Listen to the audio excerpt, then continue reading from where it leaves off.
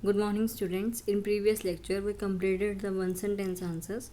Now we are going to start the 3-4 sentence answer. Our first question is, what are weeds and how can we control them? Weeds क्या है और उसको कैसे हम control में लेके आते हैं वो हम इसमें डिस्कस करेंगे. In many fields, many undesirable plants may grow naturally along with the crop के साथ ग्रो हो जाते हैं, नेचुरली ग्रो होते हैं. These undesirable plants are called a weeds. यही जो अनडिज़ायरेबल प्लांट्स है उसको ही हम क्या बोलते हैं, वीड्स का नेम दिया जाता है. We can control weeds by following ways. इस तरह से हम वीड्स को कंट्रोल कर सकते हैं. First one is a manual removal. Manual removal में it includes physical removal of weeds by uprooting और cutting them close to the ground from time to time.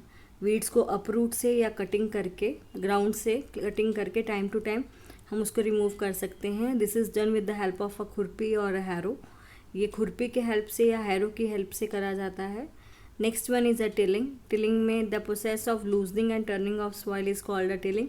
जब हमारे फार्म में हम क्या करते हैं, सॉइल को लूज़ करते हैं या टर्न करते हैं, and this process is called a tilling. उस प्रोसेस को टिलिंग और प्लोइंग का नेम दिया जाता है. And this is done by using a plough. And plough की हेल्प से ये सब करा जाता है. Tilling uproots and kill weeds. जिसकी वजह से अप्रूट्स करते हैं और वीड्स को क्या करते हैं, किल कर दिया जाता है. Next one is a chemical methods in which chemicals used in chemicals called weedicides. एक इन केमिकल्स का यूज़ करते हैं जिसको हम वेडिसाइड्स का नेम देते हैं. Example 2,4-D for controlling weeds. Weeds को कंट्रोल करने के लिए 2,4-D का यूज़ करा जाता है. Weedicides are spread in a field with a sprayer. Sprayer की हेल्प से स्प्रे करते हैं.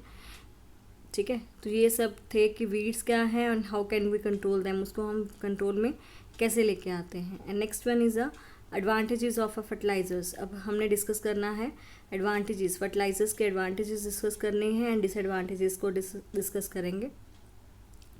First one we discuss the advantages of fertilisers. First one is due to water soluble it replenish the soil with minerals rapidly.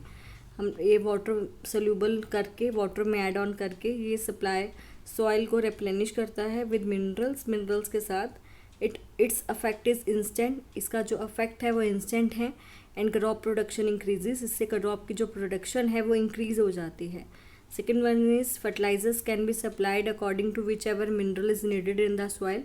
Fertilisers जो है supply करे जाते हैं, जो जिस तरह के मिनरल्स रिक्वायर्ड होते हैं सॉइल को उस तरह के मिनरल्स उसको मिल जाते हैं. Next one is a right a disadvantages of fertilisers. Disadvantages बतानी है फर्टिलाइजर्स की. Disadvantages of fertilisers means water holding capacity और टेक्सचर सॉइल क्या हो जाता है, डिक्रीज हो जाता है with use of it.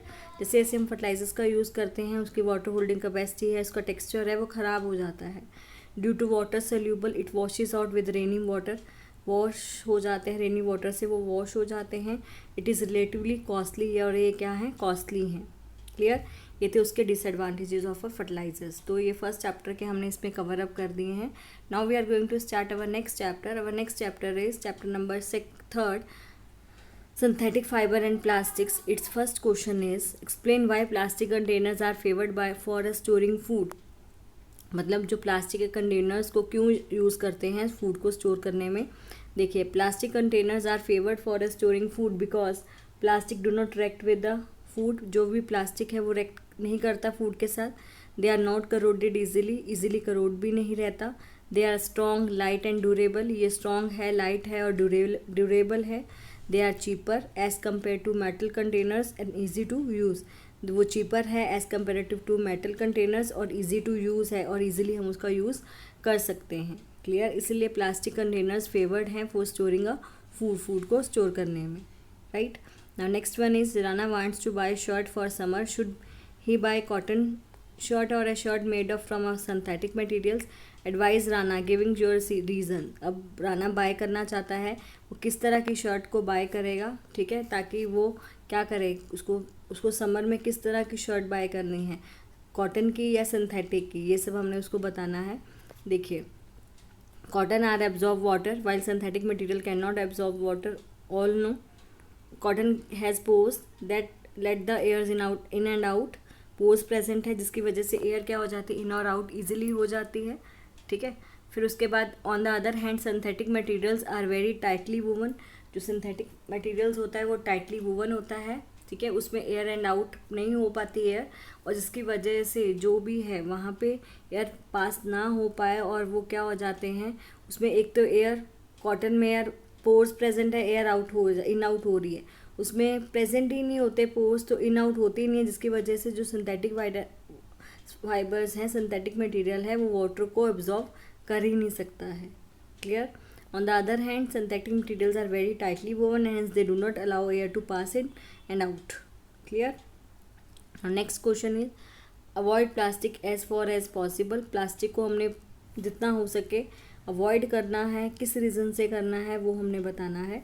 Plastics are non biodegradable, जो नॉन बायोडिग्रेडेबल मटेरियल्स हैं plastic, since plastic take several years to decompose, plastic को डिकम्पोज करने में सेवरल ईयर्स लग जाते हैं। इट कॉज एनवायरमेंटल पोल्यूशन, जिससे एनवायरमेंट पोल्यूशन का रेट होता है।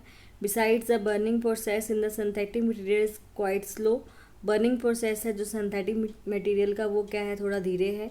In the process it releases lot of poisonous fumes into the atmosphere causing air pollution, poisonous fumes create करता है जिसकी वजह से एयर पोल्यूशन क्रिएट हो जाता है। Therefore use of plastic should be avoided as far as possible, जितना हो सके प्लास्टिक का यूज़ अवॉइड करना चाहिए, क्योंकि इसमें से जो गैसेस निकलती हैं this are very poisonous for us, ठीक है, और इसका जो प्रोसीजर है बर्निंग का इट्स अ वेरी स्लो और this is very harmful for अस।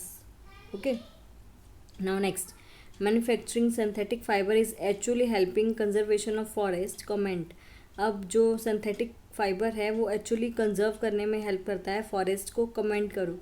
देखिए, synthetic fibre is a chain of small units joint together, each unit is actually a chemical substance. Synthetic fibres are made from a petrochemicals and form plants, ठीक है।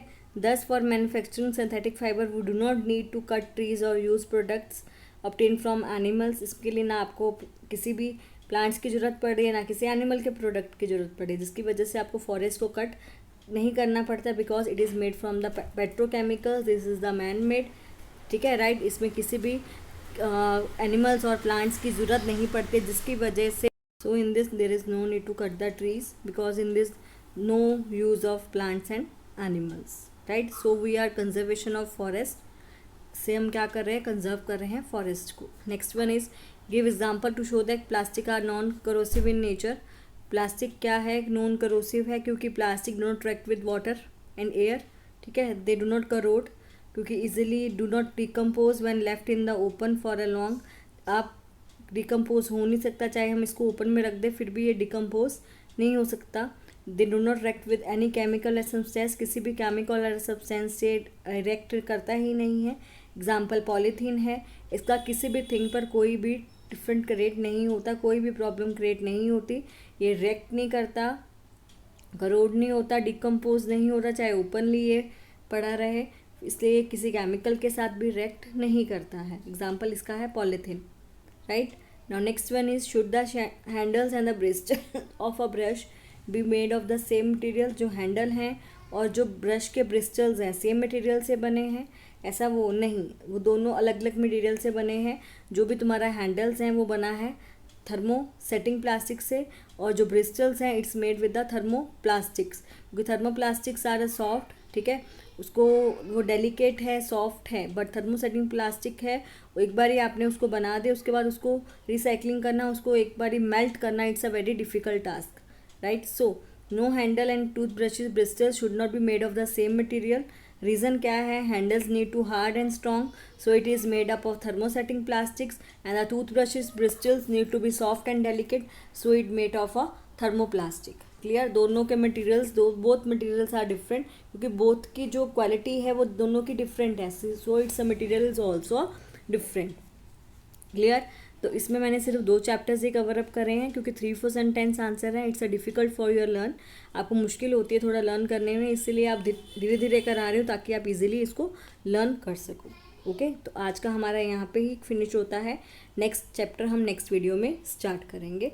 और revision worksheet must be written in your revision notebook, सारे learn सारे करने हैं, सिर्फ revision notebook में जो दिया है वही आपको रिविजन नोटबुक में मेंशन करना है, वर्कशीट में जो दिया होगा वही आपको राइट करना है, लर्न तो सब कुछ करना है। ओके, तो आज आपका यहाँ पे फिनिश होता है। नेक्स्ट हम नेक्स्ट वीडियो में कवर अप करेंगे।